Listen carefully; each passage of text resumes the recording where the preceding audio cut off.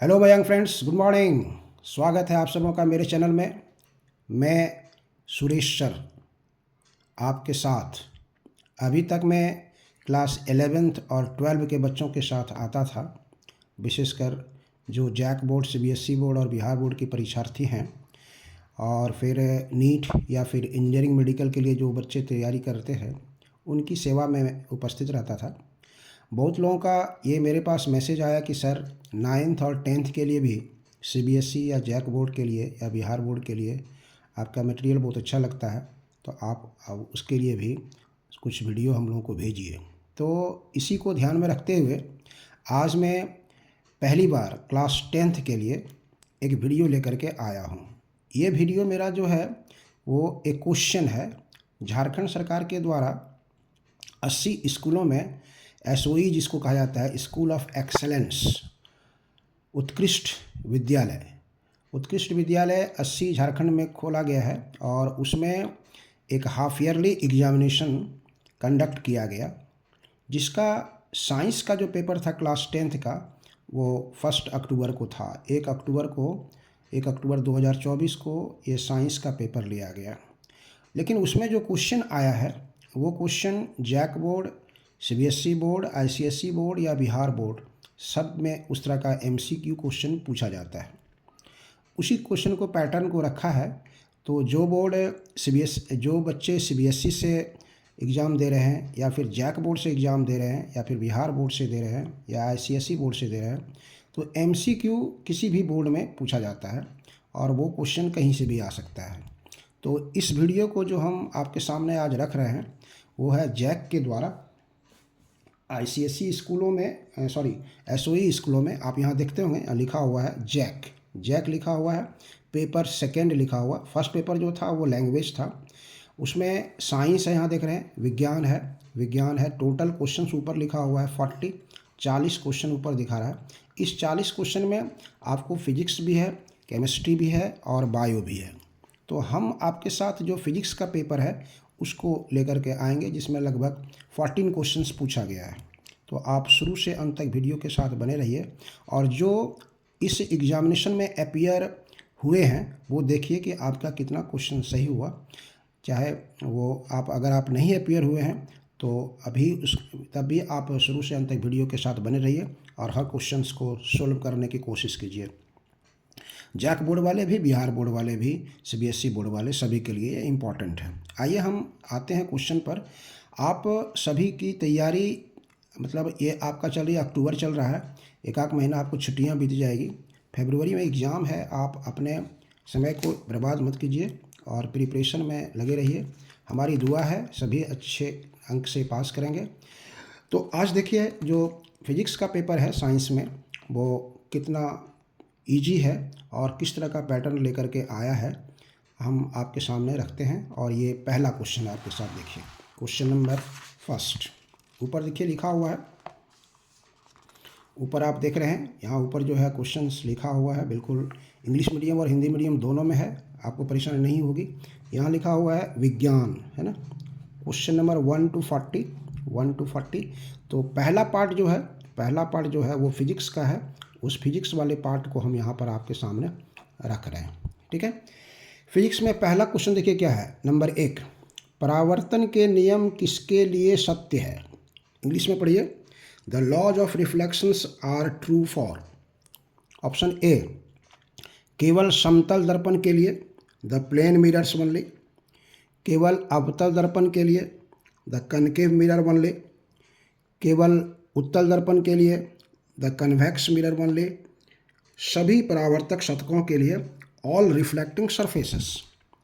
तो परावर्तन का जो नियम है वो चाहे किसी भी सरफेस हो, चाहे वो प्लेन हो चाहे इरेगुलर हो, कनकेव हो, कन्वेक्स हो, प्लेन हो, सब तरह के सरफेस में ये लागू होता है, ठीक है। इसलिए इसका ऑप्शन जो होगा डी नंबर होगा, ऑल रिफ्लेक्टिंग सरफेसेस, ठीक है। समझ बात आ गई। आते हैं हम लोग question number 2। Second number question देखते हैं। सेकंड नंबर क्वेश्चन जो है वो आपके लिए क्या रखा गया है। क्वेश्चन नंबर 2 देखिए। क्वेश्चन नंबर 2 में है समतल दर्पण की फोकस दूरी होती है the focal length of plane mirror is, focal length of plane mirror क्या होगा। तो आप देखिए, जैसे मान लीजिए सपोज दैट कि ये आपका कनकेव मिरर है, ये सपोज दैट कनकेव मिरर है, ओके। ये प्रिंसिपल एक्सिस हो गया, प्रिंसिपल एक्सिस के पैरेलल रे आती है इस तरह से तो परपेंडिकुलर जो होगा उसी को ये रिफ्लेक्शन के बाद इस पॉइंट पर आ जाती है यहाँ पे, तो ये फोकस होता है इसका। तो इस फोकस का मेजरमेंट हम लोग कर सकते हैं। अगर ये कन्वेक्स मिरर है तो कन्वेक्स मिरर ये होगा, यहाँ से रे होगा और फिर ये इधर से इधर रिफ्लेक्ट कर जाएगा, ये इधर से रिफ्लेक्ट कर जाएगा।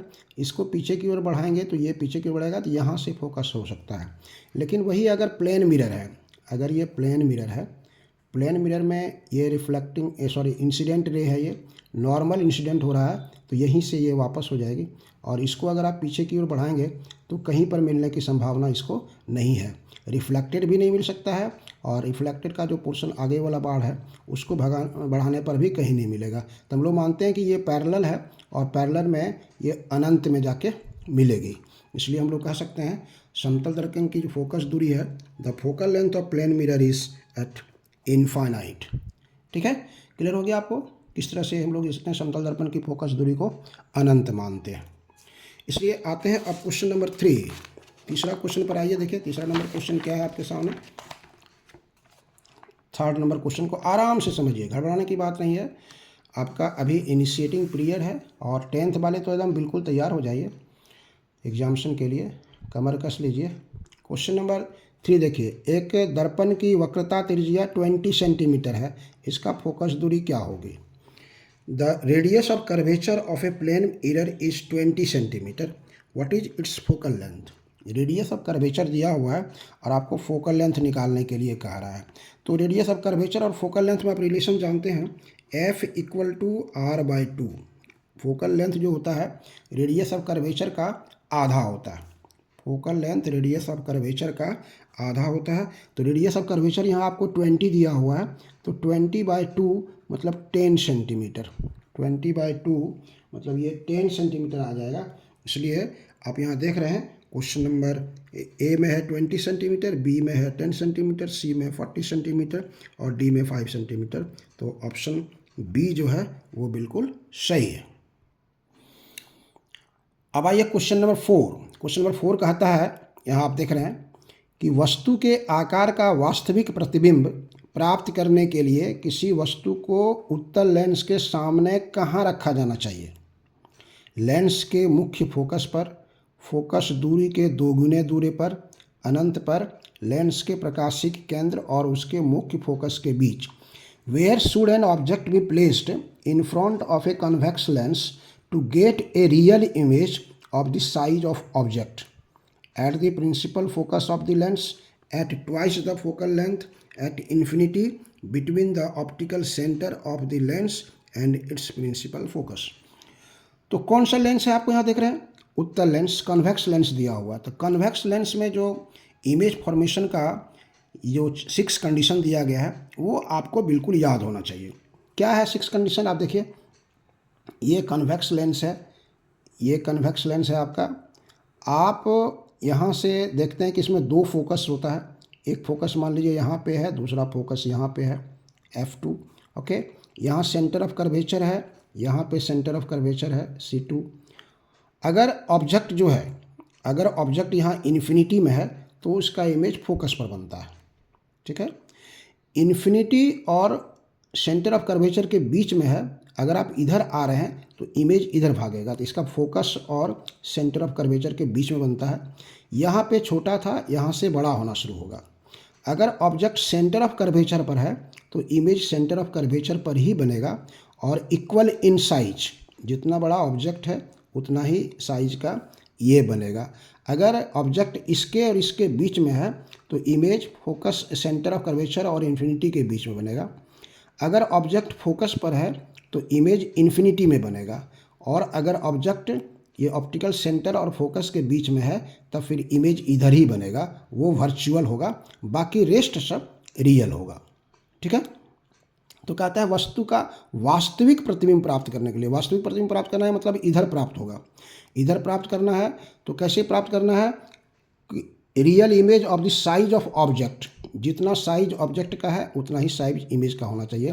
तो आपको इमेज ऑब्जेक्ट कहाँ रखना चाहिए, ये सेंटर पर रखना चाहिए, ये सेंटर पर रखना चाहिए। और ये सेंटर की जो दूरी है, ये सेंटर की जो दूरी है ये आपका इसका डबल है, फोकल लेंथ जितना है उसका डबल है ये। तो यहाँ देखिए कह रहा है फोकस पर होगा या फोकस की दुगुने दूरी पर हो जाएगा। तो ये जो रेडियस ऑफ कर्वेचर है इस फोकस का डबल हो जाएगा, इसलिए इसका आंसर क्या होगा, बी नंबर होगा, at twice the focal length. At twice the focal length पर इसका इमेज ऑब्जेक्ट रखेंगे तब इमेज जो बनेगा वो रियल इमेज होगा, रियल होगा और equal to the size of object. तो यहाँ पर आपको 6 कंडीशंस जो है इमेज फॉर्मेशन का इन ए कन्वेक्स लेंस वो कम्प्लीटली आपको जानकारी दे दिए हम। अब कहीं पर भी कोई पूछेगा तो आप इसका जवाब दे सकते हैं। अगर कहेगा कि वर्चुअल इमेज चाहिए तो कहाँ रखना होगा ऑब्जेक्ट, तो वर्चुअल इमेज चाहिए तो आपको फोकस और इसके बीच में रखना होगा। ठीक है, चलिए नेक्स्ट क्वेश्चन देखते हैं हम लोग, क्वेश्चन नंबर 5। क्वेश्चन नंबर 5 कौन सा है वो अब आपके सामने आपके स्क्रीन पर ये रहा। आराम से देखिए, हर क्वेश्चंस को बनाना है, इजी है। आप सब के सब अच्छे स्टूडेंट्स हैं। आपका जो एग्जामिनेशन प्रिपरेशन का मोमेंटम है वो सिर्फ हम आपको आज शुरुआत कर रहे हैं। नवरात्रि चल रहा है, माँ देवी की कृपा है, आप सभी का रिजल्ट अच्छा हो और आप मन लगा कर तैयारी करें, समय इधर से उधर बर्बाद नहीं करें। मैं सुरेश सर आपके साथ क्लास 10th के फिजिक्स का वीडियो लेकर के हम बहुत जल्द आ रहे हैं। उसमें एक चैप्टर वाइज एक स्लॉट रहेगा ताकि सीबीएसई बोर्ड से जो बच्चे जुड़े हुए हैं उनको किसी प्रकार की दिक्कत नहीं हो। आइए देखिए क्वेश्चन नंबर 5 देखिए, दिए गए आरेख से आपतन कोण और परावर्तन कोण ज्ञात करना है। From find the angle of incidence and angle of reflection from the diagram. एक डायग्राम यहाँ दिया गया है, आप देख रहे हैं। इस डायग्राम से आपको एंगल ऑफ इंसिडेंस निकालना है और एंगल ऑफ रिफ्लेक्शन निकालना है। तो एंगल ऑफ इंसिडेंस क्या कहता है, इंसिडेंट रे नॉर्मल के साथ जो एंगल बनाता है वो एंगल ऑफ इंसिडेंस कहलाता है। रिफ्लेक्टेड रे नॉर्मल के साथ जो एंगल बनाता है that is angle of reflection कहलाता है। तो ये दोनों आपको ज्ञात करना है। और आप जानते हैं, पढ़े हैं लॉज ऑफ रिफ्लेक्शन में कि I इक्वल टू R, जितना एंगल ऑफ इंसिडेंस होगा उतना ही एंगल ऑफ रिफ्लेक्शन होगा। तो यहाँ पर एंगल आपको दिया हुआ है 35 डिग्री, ये नहीं दिया हुआ है, 35 डिग्री दिया हुआ है। तो ये नॉर्मल है, ये नॉर्मल जो है यहाँ के साथ 90 एंगल बनाएगा, 90। तो 90 में से ये 35 है, उसको आप माइनस कर दीजिए तो आपको कितना बचेगा, 0 में से 5 चला गया, ये 5 हो गया और यहाँ बचा 8, 8 इसमें से 8 में से 5 3 चला गया 5, 55। तो ये एंगल हो गया आपका 55 डिग्री, ये 55 डिग्री होगा तो ये भी 55 डिग्री होगा। ऑप्शन देखिए क्या क्या दिया हुआ है, 45, 40, 55, 55, 60, 60, 30, 30। तो क्लियर है आपका, बिल्कुल आसान, आप आंसर जवाब दे दिए होंगे। This is B, B number जो है इसका सही आंसर होगा। ओके, चलिए थैंक्स। आते हैं क्वेश्चन नंबर 6। 6 नंबर क्या है वो आपके स्क्रीन पर हम रख रहे हैं और ये आपके स्क्रीन पर क्वेश्चन नंबर 6 जो JCRT के तहत जैक के द्वारा SOE स्कूल के लिए भेजा गया है, वो किसी भी बोर्ड के लिए बहुत इंपॉर्टेंट क्वेश्चन है और वो आपके सामने ये रहा। क्या कहता है क्वेश्चन देखिए, क्वेश्चन कह रहा है एक गोलीय दर्पण तथा एक पतले गोलीय लेंस की फोकल लंबाई -15 सेंटीमीटर है। दर्पण और लेंस संभवतः हो सकता है, क्या हो सकता है, दोनों अवतल हो सकते हैं, दोनों उत्तल हो सकते हैं। अवतल दर्पण है और उत्तल लेंस है। अवतल दर्पण दर्पण उत्तल है लेकिन लेंस अवतल है। A spherical mirror and a thin spherical lens have each a focal length of -15 centimeter. The mirror and lens are likely to be both concave, both convex. The mirror is concave, lens is convex. The mirror is convex but the lens is concave. तो आइए देखिए हम आपको यहाँ चर्चा बताते हैं। यहाँ पे एक स्फेरिकल मिरर है दैट इज़ कनकेव मिरर है ये। यहाँ पे ये फोकस है, ये इसका रेडियस ऑफ कर्वेचर है। यहाँ रे ऑफ लाइट ऐसे आया, यहाँ से रिटर्न हो गया, ये रिटर्न हो गया, ये हो गया फोकस और दिस इज़ फोकल लेंथ। इसको अगर आप मेजर करते हैं तो यहाँ से मेजर करेंगे, ये डिस्टेंस मेजर करेंगे इस डायरेक्शन में, इस डायरेक्शन में। इंसिडेंट रे इधर आ रहा है तो इंसिडेंट रे के डायरेक्शन में मेजर किया गया डिस्टेंस पॉजिटिव होता है, इंसिडेंट रे के अपोजिट डायरेक्शन में मेजर किया गया डिस्टेंस नेगेटिव होता है। इसलिए इसका फोकल लेंथ अगर f1 है तो f1 is minus that is 15 centimetre, ये आपको दे रहा है। और दूसरा है, एक लेंस और लेते हैं, देखिए यहाँ से कनकेव लेंस ले रहे हैं, कनकेव लेंस। कनकेव लेंस में भी क्या होता है कि ये रे जाएगी तो ये इधर चली जाएगी और ये रे जाएगी तो ये इधर चली जाएगी रिफ्रैक्ट होकर के। इसको अगर आप यहाँ से पीछे की ओर बढ़ाते हैं तो ये भी पीछे की ओर मुड़ेगी और यहाँ पर f होगा और इसका भी डिस्टेंस यहीं से मेजर करना है आपको। ये अगर f2 है तो इधर मेजर करेंगे तो ये f2 भी -15 सेंटीमीटर होगा। तो कन्वेक्स में इधर मेजर करते हैं, इधर आता है तो पॉजिटिव होता है। उसी प्रकार कन्वेक्स मिरर और कन्वेक्स लेंस दोनों का फोकल लेंथ पॉजिटिव होगा यहाँ से।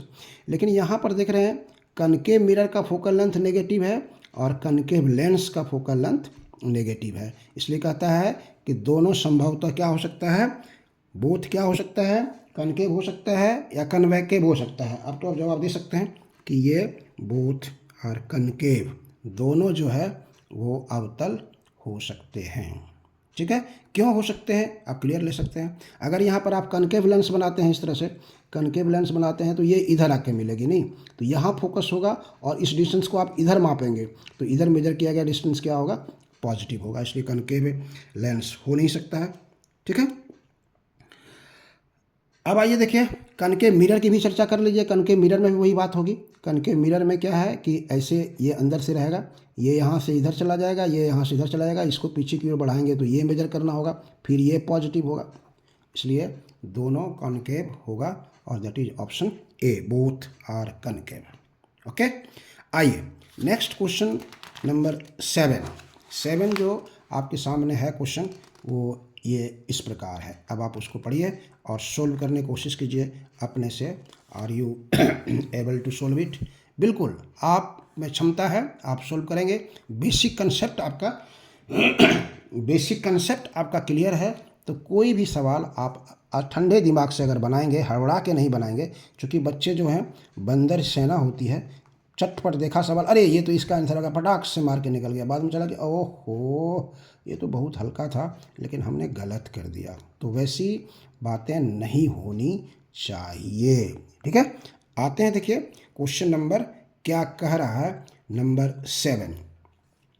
एक वस्तु को अवतल दर्पण के सामने 60 सेंटीमीटर की दूरी पर रखा गया है। अवतल दर्पण आप समझ रहे हैं, अवतल दर्पण हम लोग देखे अभी बनाया अवतल दर्पण, ये है आपका this is your concave mirror. अवतल दर्पण के सामने 60 सेंटीमीटर की दूरी पर रखा गया है, मतलब u इज -60 सेंटीमीटर। दर्पण द्वारा बनाया गया वास्तविक प्रतिबिंब, देखिए वास्तविक प्रतिबिंब क्या होगा, उल्टा बनेगा। वास्तविक प्रतिबिंब उल्टा बनेगा, दर्पण के सामने ही 30 सेंटीमीटर की दूरी पर बनता है, मतलब इधर ही बनता है। ये 60 सेंटीमीटर दूरी पर वस्तु है और ये इधर ही बन रहा है। ये u है, this is v is -30 centimetre. तो वस्तु का आवर्धन क्या होगा, व्हाट इज m क्या होगा। N object is placed 60 centimetre in front of A concave mirror. The real image formed by the mirror is located at a distance of 30 centimeter in front of the mirror. Mirror के सामने ही है, in front of the mirror. What is the magnification of the object? Object का magnification क्या होगा। तो object के magnification का formula पढ़े हैं, m इक्वल टू ऑब्जेक्ट के मैग्निफिकेशन का फॉर्मूला पढ़े हैं। देखिए मिरर में जो मैग्निफिकेशन होगा वो आप जानते हैं v/u होता है। h दो तरह का फॉर्मूला आता है, एक height of image by height of object, एक हाइट ऑफ इमेज, एक हाइट ऑफ ऑब्जेक्ट, और एक हुआ distance of image by distance of object. तो अगर ऑब्जेक्ट इधर रखे हैं और इमेज नीचे बनता है, अगर ऑब्जेक्ट को आप ऊपर रखे हैं और इमेज नीचे बनता है तो ये पॉजिटिव होगा, ये नेगेटिव होगा। इसलिए negative bye positive that is negative होगा। ठीक है, इसलिए इसका ये इमेज का हाइट बाय ऑब्जेक्ट का हाइट लिखिए या इमेज का डिस्टेंस बाय ऑब्जेक्ट का डिस्टेंस लिखिए, -v/u। सिंपल फार्मूला आप याद रखिए इसका, मैग्नीफिकेशन का। तो अब देखिए यहाँ रखिए, ये तो माइनस ऑलरेडी है, अब भी का है -30 और ये है -60 सेंटीमीटर, दोनों में सेंटीमीटर है, यहाँ पर भी सेंटीमीटर है, तो सेंटीमीटर सेंटीमीटर कट जाएगा, तो दिस इज़ -½ ये माइनस माइनस भी कट जाएगा, ये 2 हो जाएगा, यहाँ से हाफ आ गया, तो -0.5। अब ऑप्शन देखिए क्या क्या दिया है, +2, -2, +0.5, -0.5। इसलिए अब आप क्लियर हो गया और आप इसको बनाए भी होंगे, इसलिए कोई टेंशन नहीं है। इसलिए इसका सही आंसर क्या हो गया आपका, डी, नहीं, क्वेश्चन नंबर 7 का जो सही आंसर हो गया डी हो गया आपका। ओके, आइए क्वेश्चन नंबर 8 देखते हैं। 8वां नंबर क्वेश्चन कौन सा है? 8वां नंबर जो क्वेश्चन आपके सामने लिया गया है, या आपके लिए रखा गया है, वो हम अब आपके स्क्रीन पर रखते हैं और ये देखिए क्या होगा। आप तैयारी कीजिए। अरे आपका जो क्या कहते हैं उसको, जो आपका मंजिल है, ऊंचा है, ऊंचा ख्वाब देखिए, ऊंचा ख्वाब देखिए और ऊंचे ख्वाब को प्राप्त करने की कोशिश कीजिए। नहीं, इसलिए कहता है सीढ़ियाँ तो उसे मुबारक हो जिसे सिर्फ छत तक जाना है, सीढ़ियाँ तो उसे मुबारक हो जिसे सिर्फ छत तक जाना है। अरे तुम्हारी मंजिल तो आसमान है दोस्तों, इसलिए सीढ़ियाँ तुझे खुद बनाना है, आसमान तक पहुँचने का रास्ता खुद ढूंढना है, ठीक है।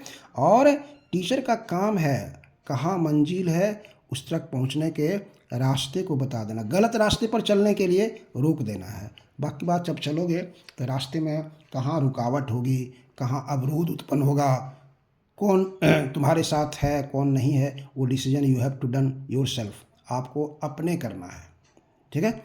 गलत रास्ते पर चलने से मेरा काम है रोकना, सही मतलब क्वेश्चंस जो आपको पढ़ना है। गलत रास्ते पर चलने का मतलब क्या हुआ, आप ऐसा चीज़ पढ़ रहे हैं जो आपके सिलेबस से आउट है या आपके एग्जामिशन में उसके आने की संभावना कम है, क्योंकि समय पीरियड कम है। इस समय आपको एक्स्ट्रा मैंने पढ़ने की कोशिश नहीं करनी चाहिए। जो आपका टू दी सिलेबस है और क्या पूछने वाला है उस पर आपको फोकस करना चाहिए, ठीक है। ये मेरा काम है। अब आइए देखिए क्वेश्चन नंबर 8 देखिए क्या कहता है। एक वस्तु को उत्तल दर्पण के सामने 40 सेंटीमीटर की दूरी पर रखा गया है, उत्तल दर्पण के सामने रखा गया है। प्रतिबिंब दर्पण से पीछे 15 सेंटीमीटर की दूरी पर बनता है। तो आप जान रहे हो उत्तल दर्पण आपका ऐसा है, ये दिस इज योर और यहाँ पे यू है, इधर ऑब्जेक्ट है और इधर भी है, दर्पण के पीछे, दर्पण से पीछे बन रहा है।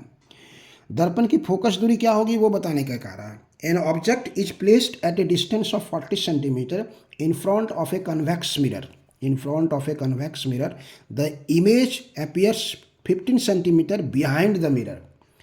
Image appears 15 centimeter behind the mirror. What is the focal length of the mirror? What is the focal length of the mirror? तो आपको बनाना है। सवाल देखिए बिल्कुल आसान है। U इक्वल टू दिया है, आप इधर है, आप यहीं से मेजर करेंगे, तो this is negative, this is positive. तो अगर आप बनाएंगे वहाँ से तो आपको मिल जाएगा U is -40, U is -40 and V equal to +15, V equal to +15।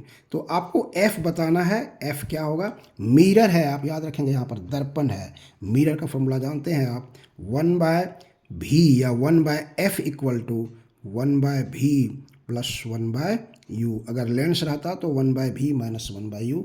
अब आप V और U का मान अगर आप यहाँ रखते हैं तो आपको आंसर मिल जाएगा। रखिए यहाँ से क्या होगा, सो V कितना है 15, तो 1/15 हो गया। U कितना है 40, तो -1/40 हो गया ये। अब आप यहाँ से इसका एलसीएम ले सकते हैं। तो इसको अगर आप एलसीएम लेके बनाएंगे यहाँ से, तो हम इसको यहाँ से लिखते हैं इस तरह से, देखिए 1/f, ओके। एलसीएम ले लिए तो 15 × 40 मतलब 600 आप मान सकते हैं इसको। 15 × 40 600 हो गया। 15 50 कैंसिल हो गया तो 40 यहाँ चला आएगा, दिस इज़ 40 आ गया, यहाँ से -40 आ गया तो यहाँ से 15 आ जाएगा। तो 40 में से आप 15 माइनस कर देंगे, तो 50 में से 15 माइनस कर देंगे तो कितना होगा 25 प्लस में आएगा, यहाँ पे प्लस है, बड़ा है ये, तो 25 5 30 10 40, 25/60। और तब अगर आप f निकालते हैं तो f का जो वैल्यू हो जाएगा 600/20 25, 600/25 यहाँ से डिवाइड कीजिए, 25 2 50, 100 बचा, 25 चौके 100, 24 सेंटीमीटर प्लस के साथ ही इसका आंसर आएगा। ऑप्शन देखिए क्या दिया हुआ है, +24 सेंटीमीटर पहला ही है, +24 सेंटीमीटर, +11 सेंटीमीटर, -11 सेंटीमीटर, -24 सेंटीमीटर, इसलिए option A is quite correct. Okay, समझने में कोई दिक्कत? आते हैं हम लोग अब नेक्स्ट क्वेश्चन नंबर 9 नंबर देखते हैं क्या दिया हुआ क्वेश्चन आपके सामने।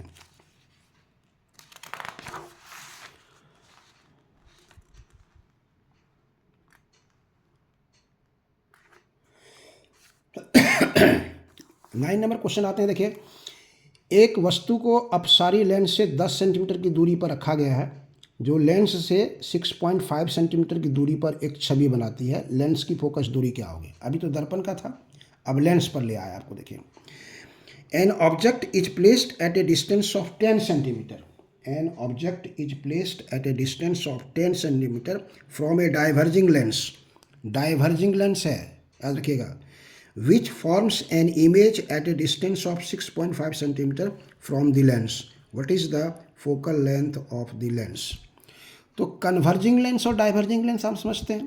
कन्वर्जिंग लेंस कहते हैं जिसमें रे ऑफ लाइट कन्वर्ज करता है, ऐसे लाइट आके कन्वर्ज कर देता है, मतलब ये कन्वेक्स लेंस जो है that is called converging lens. और डाइवर्जिंग लेंस का मतलब हुआ जिसमें लाइट डाइवर्ज कर जा रहा है, विभिन्न दिशाओं में फैल जा रहा है, ये इधर चला गया, ये इधर चला गया, ये इधर चला गया, इधर फैल जाएगा, ये तो डाइवर्जिंग लेंस कहलाता है। तो यू और भी इधर ही है, दोनों यू और भी आपको यहाँ पर दिया गया है, आपको बनाना है। ओके, तो क्वेश्चन कह रहा है कि an object is placed at a distance of 10 centimetre from the diverging lens, मतलब u is -10 centimetre, u is -10 centimetre और v इज -6 सेंटीमीटर, यहाँ पर दिया हुआ आपको 6.5, v is -6.5 centimetre, v is -6.5 centimetre. Okay, then you have to calculate focal length. Focal length आपको calculate करना है कितना होगा, तो फोकल लेंथ का फॉर्मूला लगाइए। ये क्या है? ये लेंस है, तो लेंस का फॉर्मूला जानते हैं, 1/f = 1/v - 1/u। 1/v कितना है आपको? -6.5 है, तो यहाँ पर हो जाएगा -1/6.5 और यहाँ पे हो जाएगा माइनस प्लस, ये माइनस और ये माइनस प्लस हो जाएगा ये, एंड प्लस इज 1/10, 1/10 हो जाएगा। अब इसका डेसिमल आप हटा दीजिए, 6.5 को ऊपर ले जाइए, 10/65 और ये हो गया +1/10। अब यहाँ से आप एलसीएम ले लीजिए, इस दोनों का एलसीएम ले लीजिएगा, तो एलसीएम हो जाएगा 65 × 10 मतलब 650। 65 में से डिवाइड करेंगे तो 10 आएगा, 10 × 10 100 हो गया, ये माइनस है, यहाँ पर ये माइनस है तो -100 हो जाएगा। अब प्लस यहाँ से 10 आएगा तो ये 65 आएगा, 65 × 1 तो 65 आ जाएगा, ठीक है। तो -100 + 65 -35, -35/60 दैट इज़ योर 1/f। तो अगर यहाँ से f निकालते हैं तो -650/35। अब इसमें से इसको आप डिवाइड कर दीजिए, -650 में 735 से डिवाइड करेंगे तो you will get about 18.57, you will get about -18.57 that is -18.6 कह सकते हैं इसको, -18.6 सेंटीमीटर के आएगा। अब आप ऑप्शन देखिए क्या क्या दिया आपके साथ। ऑप्शन जो दिया गया है +3.9 सेंटीमीटर, -16.5 सेंटीमीटर, -21.2 सेंटीमीटर, -18.6 सेंटीमीटर, इसलिए option D is quite correct, option D is quite correct. बोलिए, कोई दिक्कत है समझने में? बिल्कुल नहीं। आते हैं हम लोग अब क्वेश्चन नंबर 10 में आते हैं, देखते हैं क्या दिया हुआ क्वेश्चन। देखिए क्वेश्चन नंबर 10वां देखिए क्या है। क्वेश्चन नंबर 10वां क्वेश्चन जो है उसमें दिया गया है आपके लिए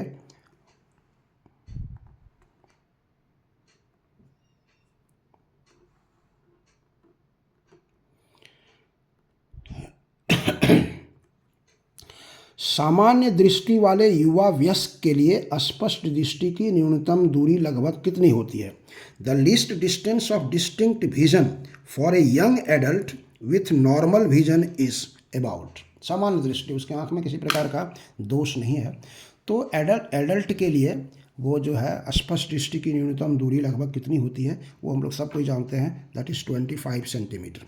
25 सेंटीमीटर स्पष्ट दृष्टि की न्यूनतम दूरी होती है। सॉरी, यहाँ 25 मीटर ए में लग गया, सी में है 25 सेंटीमीटर, इसलिए 10 का जो आंसर आएगा वो सी होगा।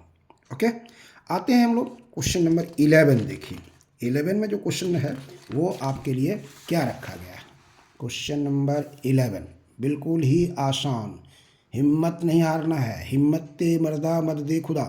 हिम्मत रखोगे, अच्छा मार्क्स से पास करोगे, अच्छे मार्क्स से पास करोगे, सब जगह सम्मान मिलेगा। इसलिए कहा जाता है काम अगर मतलब करना है, काम अगर करना है मतलब इंसान अगर बनना है तो तुम छोटा भी बन सकते हो। ऐसा बनो कि हर व्यक्ति तुम्हारे साथ बैठ सके, लेकिन काम इतना बड़ा करो कि जब तुम खड़े हो जाओ तो तुम्हारे सामने कोई खड़ा बैठा हुआ नहीं रह सके, तुम्हारे सम्मान में हर कोई खड़े हो जाए। ठीक है, इस तरह से काम करना है। और मेहनत करो इतनी खामोशी से, मेहनत करो इतनी खामोशी से कि सफलता का ढिंढोरा अपने आप पिटने लगेगा। अरे वो DCM SOE गुड्डा या फलाना स्कूल का बच्चा जो है DC बन गया, यहीं से पढ़ के पास किया था, पर असेंबली होगा, जब भी होगा स्कूल का नाम होगा, टीचर का नाम होगा, तुम्हारा नाम होगा, तो शिक्षक का सीना जो है ना 56 इंची से 86 इंची हो जाता है। इसलिए आपकी सफलता पर सबका गर्व है, आपकी सफलता पर स्कूल को गर्व है, टीचर को गर्व है, माँ पिता को गर्व है, ये समाज को गर्व है, देश को गर्व है, और जितने भी तुम्हारे सगे संबंधी है वो तो पहले ही अरे ये तो मेरा है, सब जोड़ जोड़ के संबंध निकालेगा। अरे वो तो मेरा ये लगेगा, वो तो मेरा ये लगेगा। कब? जब तुम किसी अच्छे ओहदे पर पहुंच जाओगे, जब एक अच्छे पोस्ट को हासिल कर लोगे। ठीक है, हमारी दुआ है तुम्हारी मनोकामना पूरा हो। चलते हैं क्वेश्चन नंबर 11। 11 नंबर में क्या कहता है, निम्नलिखित में से किस रंग का तरंग दैर्ध्य सबसे अधिक है? Which of the following colors has the longest wavelength? Red Lal, blue Neela, green हरा, येलो पीला। ये आपको दिया हुआ है, तो इसको याद रखेंगे आप। हम लोग इसको याद रखते हैं, अंग्रेजी देखते हैं भिबग्योर, भिबग्योर, ये वर्ड आप याद रखेंगे। ये इधर से जाएंगे तो वेवलेंथ को हम लोग लैम्डा से लिखते हैं, इस तरह से आप याद रखेंगे। यहाँ जो है टेल के पास सबसे कम होगा, इससे यहाँ से बढ़ते जाएंगे आप, इससे अधिक इसका होगा, इससे अधिक इसका है, इससे अधिक इसका है, इससे अधिक इसका है, इससे अधिक इसका है, इससे अधिक इसका है, और सबसे अधिक किसका है? लाल का। लाल का वेवलेंथ आप अगर याद रखते हैं तो लगभग 7800 एंगस्ट्रॉम के आसपास आएगा, और इसका अगर आप याद रखते हैं तो लगभग 3800 एंगस्ट्रॉम के आसपास आएगा। किसी किसी किताब में ये 4000 मिलेगा, तो ये 8000 मिलेगा। खैर कोई बात नहीं। तो ये जो ऑर्डर है बढ़ने का, किस कलर का वेवलेंथ सबसे कम होगा? दैट इज़ वायलेट, बैंगनी। किस कलर का वेवलेंथ सबसे अधिक होगा? दैट इज़ रेड, लाल। तो आपका ऑप्शन मिल गया ना। अब तो मेरे ऑप्शन बताने की ज़रूरत ही नहीं है, आप जवाब दे दिए होंगे, दैट इज़ रेड। ओके, चलिए अब आते हैं क्वेश्चन नंबर 12। क्वेश्चन नंबर 12 में आते हैं, देखते हैं कौन सा क्वेश्चन इसमें अब आपके लिए यहाँ पर रखा गया है जैक के द्वारा। बहुत ही आसान सा क्वेश्चन है। क्वेश्चन नंबर 12, विशिष्ट प्रतिरोध के लिए SI इकाई है। What is the SI unit of specific resistance? What is the SI unit of specific resistance? विशिष्ट प्रतिरोध, इसको दूसरा हिंदी भी बोला जाता है प्रतिरोधकता। एक हिंदी इसका और लिख देते हैं आपको, प्रतिरोधकता, रो से इसको लिखते हैं। और लॉ ऑफ रेसिस्टेंस पढ़े हो बेटा? लॉ ऑफ रेसिस्टेंस है R directly proportional to length, R inversely proportional to area, R directly proportional to L/A, R equal to rho into L/A, then rho equal to इधर से multiply कर दीजिए RA/L। अब unit लिखिए, resistance का ओम, area का metre square, length का metre, 1 metre, 1 metre समाप्त हो गया, क्या बचा? ओम मीटर। ऑप्शन सुनिए, ओम सेकेंड, ओम मीटर, ओम, ओम पर मीटर। बोलिए। अब हमारी ज़रूरत नहीं है, आप आंसर अगर आप पहले से पढ़े होंगे उसको तो आपके पास उसका आंसर होगा, आपने उसको बता दिया होगा। तो इसका जो ऑप्शन आया वो आपका आ गया कौन सा? बी नंबर, नहीं, बी नंबर आ गया क्वेश्चन नंबर 12 का, ऑप्शन बी। 14 क्वेश्चन फिजिक्स में दिया गया है, हम लोग 12 तक पहुंच गए हैं, 2 क्वेश्चन की और बारी है। आइए क्वेश्चन नंबर 13 देखिए। 13 नंबर क्वेश्चन, खोदा पहाड़ निकली चूहिया। 13 नंबर क्वेश्चन, खोदा पहाड़ निकली चूहिया। कैसे कहोगे चूहिया निकली सर? आइए बताते हैं कैसे कहोगे चूहिया निकलेगी। तो यहाँ पर आपको दिया गया है, खोदा पहाड़ निकली चूहिया में आपको दिया गया है कि 4 ओम, 6 ओम, 10 ओम के 3 प्रतिरोधक श्रेणी क्रम में जुड़े गए हैं, उनका तुल्य प्रतिरोध क्या होगा? 3 resistors 4 ohm, 6 ohm, 10 ohm are connected in series. What is the equivalent resistance? Equivalent resistance RS equal to R1 plus R2 plus R3 plus R4। R1 है 4, R2 है 6, R3 है 10, 10 6 16, 4 20 ओम। 20 ओम आ गया। ऑप्शन सुनिए यहाँ पर, 20 ओम, 7.3 ओम, 6 ओम, 4 ओम। बताने की ज़रूरत है क्या? बिल्कुल नहीं। ऑप्शन आप सही लगा चुके होंगे और दैट इज़ ए, 20 ओम। और अब आते हैं हम लोग लास्ट क्वेश्चन। लास्ट क्वेश्चन है ये 14 मार्क्स, 14 मार्क्स नहीं, 14 नंबर जो क्वेश्चन है वो आपका लास्ट क्वेश्चन है। क्या है क्वेश्चन? वो आप पढ़िए आराम से और सोल्व कीजिए, देखिए संभव है या नहीं है। बिल्कुल संभव है, अगर आप हिम्मत नहीं हारते हैं तो अपने से बना सकते हैं, क्वेश्चन बनेगा। देखिए, प्रतिरोध R के एक तार को 10 भागों में काट दिया गया, आराम से समझिए, जिन्हें फिर समानांतर में जोड़ा जाता है, तो नया प्रतिरोध क्या होगा? A wire of resistance R is cut into 10 equal parts which are then joined in parallel. The new resistance is now. तो आप पहले फॉर्मूला आपको हम बता देते हैं। यहाँ पर देखिए, पहले यहाँ समझ लीजिए कि ये एक वायर है जिसका रेसिस्टेंस है 10 ओम। यहाँ पर आपको दिया हुआ है R। अब इसको 2 भाग में अगर मान ले काट दिया गया, इसको 2 भागों में काट देगा तो इसका रेसिस्टेंस R1 होगा, दूसरे का भी रेसिस्टेंस R1 होगा, और 2 भाग में काट दिया गया तो R/2 हो जाएगा, आधा हो जाएगा। 3 भाग में काटेगा तो R/3 हो जाएगा, 4 भाग में काटेगा तो R/4 हो जाएगा। 10 भागों में काटा गया है तो R1 हम इसको अगर मान लेते हैं तो दैट इज़ R/10। ओके, अब पैरेलल में जोड़ा गया है इसको। पैरेलल में अगर जोड़ते हैं दोनों को, अगर एक रेसिस्टेंस ये है और दूसरा रेसिस्टेंस ये है, ये पैरेलल में आप जोड़ते हैं, मान लीजिए सपोज दैट ये R1 है, अगर ये R1 है तो 1/RP, पैरेलल का जो फार्मूला होगा 1/R1 प्लस 1/R1, मतलब 2/R1 कर सकते हो। तो ये जो RP होगा उलट जाएगा, तो ये हो जाएगा R1/2। 2 रेसिस्टेंस अगर जोड़े हैं तो R1/2, 3 रेसिस्टेंस जोड़े हैं तो R1/3, 10 है तो R1/10। तो यहाँ जो RP का फॉर्मूला हो जाएगा, RP का जो फॉर्मूला हो जाएगा R1/10। तो R1 जो है यहाँ पर देखिए, R1 इज ऑलरेडी R1/10, और फिर यहाँ से इसको आप लिख सकते हो R1/10/10, मतलब R, ये R है, सॉरी, R/10 इंटू 10, 100 आ जाएगा। तो 1/100 कितना हो गया?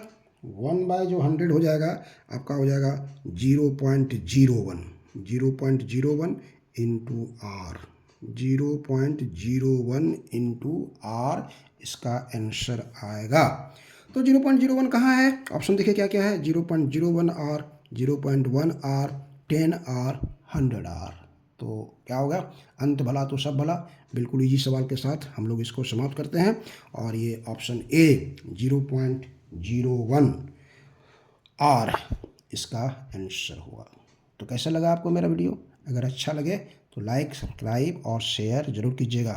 क्लास टेंथ के लिए जो हम फिजिक्स का आज से शुरू किए हैं, अगर आप सीबीएसई बोर्ड में पढ़ रहे हैं तो बहुत ही खुशखबरी लेकर के हम आ रहे हैं। सीबीएसई बोर्ड के लिए एक स्लॉट एक सब्जेक्ट का मेरा वीडियो आपको बहुत जल्द मिलने वाला है। जैसे लाइट का है तो एक स्लॉट बनाएंगे, पूरा लाइट का जितना इम्पोर्टेंट पार्ट है उसको शुरू से ओपन करके पूरा खोल के पढ़ाएंगे, और फिर उसके आधार पर जो सीबीएसई में क्वेश्चन आता है या फिर जैक बोर्ड में जो क्वेश्चन आएगा या बिहार बोर्ड में आएगा, एसएससी बोर्ड में आएगा, उसको आप आसानी से सॉल्व कर सकते हैं। चलिए, मैनी थैंक्स, थैंक यू।